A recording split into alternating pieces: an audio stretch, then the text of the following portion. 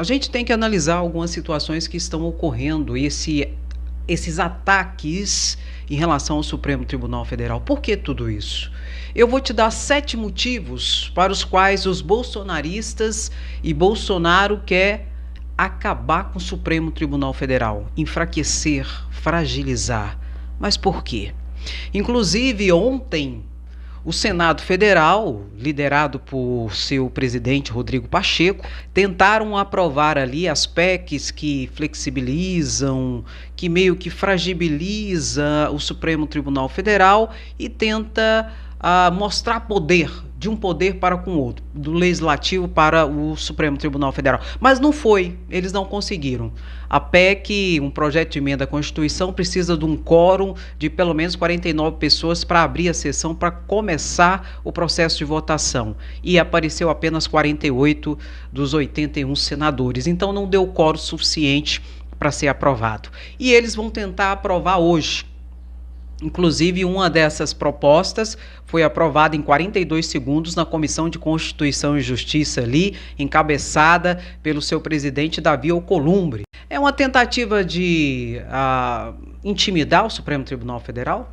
Os bolsonaristas têm muitos motivos para tentar atacar o Supremo Tribunal Federal. E não é de hoje, a gente sabe. Mas por que tudo isso? E eles vão tentar hoje aprovar essa situação, dar andamento, na verdade, porque depois que for aprovado ali no Senado, ainda vai para a Câmara de Deputados Federais e lá terá que ser aprovado também, o que eu acho muito remoto.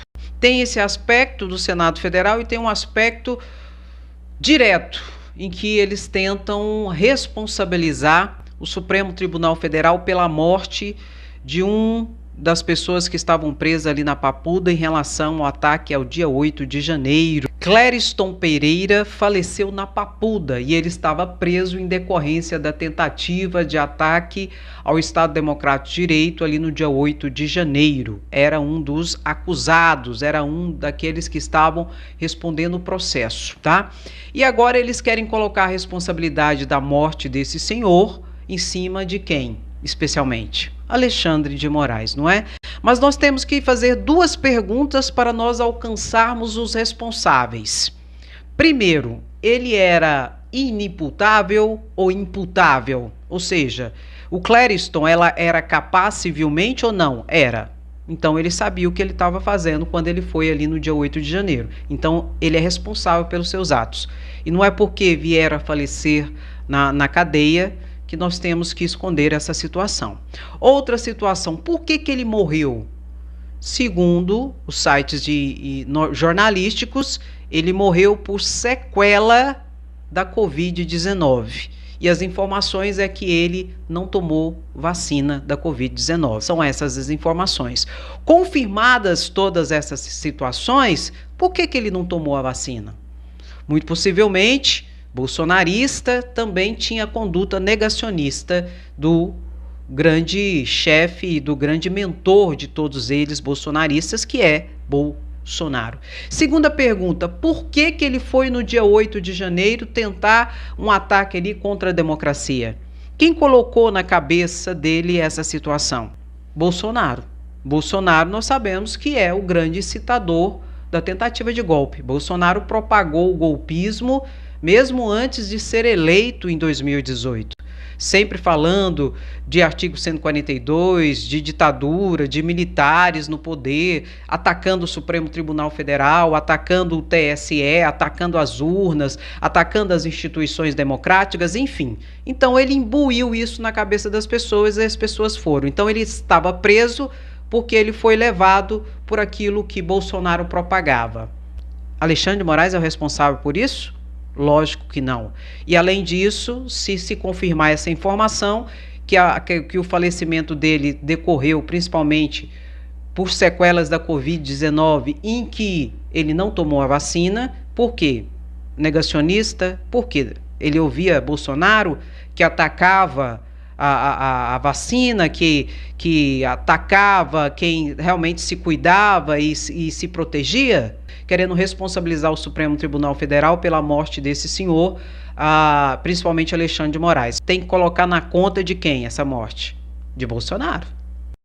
Essa conta não é do Supremo Tribunal Federal. Além de tudo isso, quais seriam os motivos que o bolsonarismo e Bolsonaro teria para querer, de fato e de verdade, acabar com o Supremo Tribunal Federal? Existem 7 investigações hoje na Polícia Federal em relação a Bolsonaro.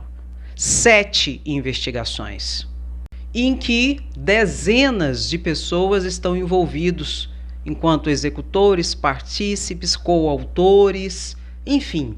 A primeira é em relação à pandemia, a sua atitude negacionista em relação à pandemia, seu ataque à vacina, toda aquela situação que gerou milhares de mortes que eu acredito que poderiam ter sido salvas, se não fosse a postura do chefe da nação à época, falando contra a vacina, falando contra as medidas sanitárias, não usando máscara, inclusive foi multado em mais de R$1 milhão ali em São Paulo por inobservância das medidas sanitárias, que eles fizeram a lei lá, não é? Para anistiar as multas, mais de R$1 milhão, e o Supremo Tribunal Federal já notificou a Assembleia Legislativa do Estado de São Paulo e o governador Tarcísio de Freitas para explicar o porquê dessa situação, o porquê dessa anistia. Mas, enfim, isso só corrobora essas investigações da Polícia Federal. E segundo a própria CPMI da pandemia, que está no Supremo Tribunal Federal, que Augusto Aras pediu o arquivamento, mas não foi arquivado,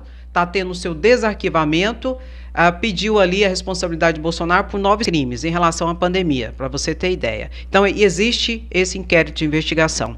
Existe também outro inquérito de investigação, referente à tentativa de golpe do dia 8 de janeiro, em que Bolsonaro está sendo investigado como um dos autores intelectuais, aquele que colocou na cabeça e no coração daquelas pessoas que foram ali para tentar o golpe, por não aceitar o resultado do pleito eleitoral, uma vez que Bolsonaro falava que tinha fraude, que as urnas não eram confiáveis, toda aquela situação que a gente já sabe, atacando o ministro do Supremo, ministro do TSE, atacando as urnas, levantando mentiras e fake news sobre todo o pleito eleitoral. O que fez esse levante de pessoas que saíram às ruas, notadamente no dia 8 de janeiro, para atacar contra a democracia nesse Brasil. Então esse é mais um inquérito que Bolsonaro responde enquanto principalmente autor intelectual. Para além disso, tem também a questão das joias, não é? Em que bens de alto valor recebidos enquanto você estiver no cargo de presidente não é seu, é do Estado brasileiro. Tinha que ser incorporado ao acervo do Estado brasileiro e foi incorporado ao acervo privado de Bolsonaro, em que ele tentou vender, inclusive, fora do país, muitas dessas joias, não é? Em que teve que resgatar, Frederico Vassek foi lá resgatar para entregar no TCU, que exigiu a devolução, enfim, isso pode configurar crime de peculato, apropriação e desvio de bem público, que é um crime contra a administração pública. Então, Bolsonaro também é investigado nesse aspecto. E nesse aspecto também é objeto de investigação a sua esposa, a Michele Bolsonaro, também investigada nesse caso das joias, não é? Então, Michele Bolsonaro e Bolsonaro são investigados nessa situação das joias, que se configura ali como crime de peculato, que é a apropriação de bem público. E também tem a questão das milícias digitais, em que foi criado ali um verdadeiro gabinete do ódio, em que foi implementado para disseminar ódio, mentira, ataque e fake news.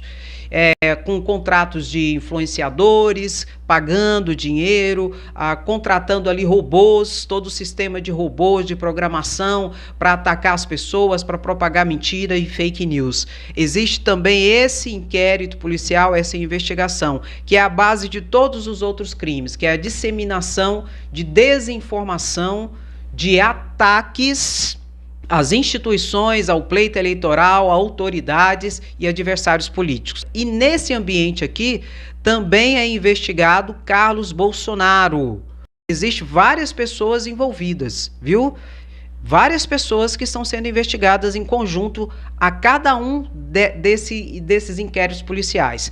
Tem também a questão da adulteração do cartão de vacina de Bolsonaro e de sua filha menor, em que a Bolsonaro primeiro disse que não se vacinou, aí na época das eleições, próximo das eleições ali, ele falou que vacinou, aí ficou aquela loucura, vacinou, não vacinou, enfim, houve a fraude no cartão de vacina de Bolsonaro e de sua filha e a fraude também no sistema do Conect SUS, ali do governo federal, em que ele também é investigado dentro desse aspecto e várias outras pessoas são investigadas, inclusive já foram presas várias pessoas. E para além disso, não podemos esquecer do Pix, não é? Bolsonaro recebeu mais de 17 milhões de reais de doação de Pix e a Polícia Federal, a partir de um pedido da Procuradoria-Geral da República aceito pelo ministro Alexandre de Moraes, a Polícia Federal abriu um novo inquérito policial para investigar o recebimento de Pix por Bolsonaro. Porque o que ocorre? Bolsonaro vinha recebendo Pix desde janeiro de 2023 e a campanha de Pix que eles fizeram nas redes sociais começou em dia 23 de junho, só que ele já vinha recebendo antes e recebeu um montante de dinheiro muito grande, de mais de 17 milhões de reais de Pix. Para você ter ideia, durante a campanha eleitoral de Bolsonaro, ele recebeu doações de Pix também, que podia receber. Ele recebeu um pouco mais de 1 milhão de reais apenas na época da campanha eleitoral. E agora, de repente, ele recebe em alguns meses mais de 17 milhões. A Polícia Federal investiga e a suspeita é de que lavagem de dinheiro e uso de laranjas para esconder a origem ilícita de um dinheiro que entrou na sua conta por um pseudo-instituto de doação, dando caráter, em tese, de licitude para o recebimento desse dinheiro ali na sua conta. Então, também Bolsonaro é investigado por essa questão do recebimento de Pix, um volume muito grande e muito rápido de dinheiro que caiu na sua conta. E acabou, André? Não, não acabou. Tem também a questão da ABIN, da Agência Brasileira de Inteligência, com a espionagem. Já se descobriu que mais de 50 mil pessoas foram espionadas ilegalmente durante o governo Bolsonaro, que tinha como o chefe da ABIN quem? General Heleno. Abaixo do General Heleno tinha quem? O diretor-geral da Polícia Federal ali, Alexandre Ramage. E acima desses todos tinha quem? Bolsonaro, que escolhera esses para a ABIN. E a suspeita é que houve uma verdadeira organização de investigação, tanto de celulares quanto de computadores, de autoridades, de deputados, senadores, ministros do Supremo Tribunal Federal, do TSE, advogados, jornalistas, enfim, várias pessoas foram espionadas. E só pode ocorrer isso no Brasil se houver suspeita de crimes e crimes graves, com anuência do Ministério Público e com autorização do Judiciário. E todos esses casos de espionagem ocorreram ao arrepio da lei ou de qualquer ordem judicial. Então é isso. Tudo isso hoje está sendo investigado. E eu estou falando só da Polícia Federal. Existem outras situações que desceram para a primeira instância em que Bolsonaro também é investigado. Existe? Existe. Da justiça ali ordinária e não no Supremo Tribunal Federal.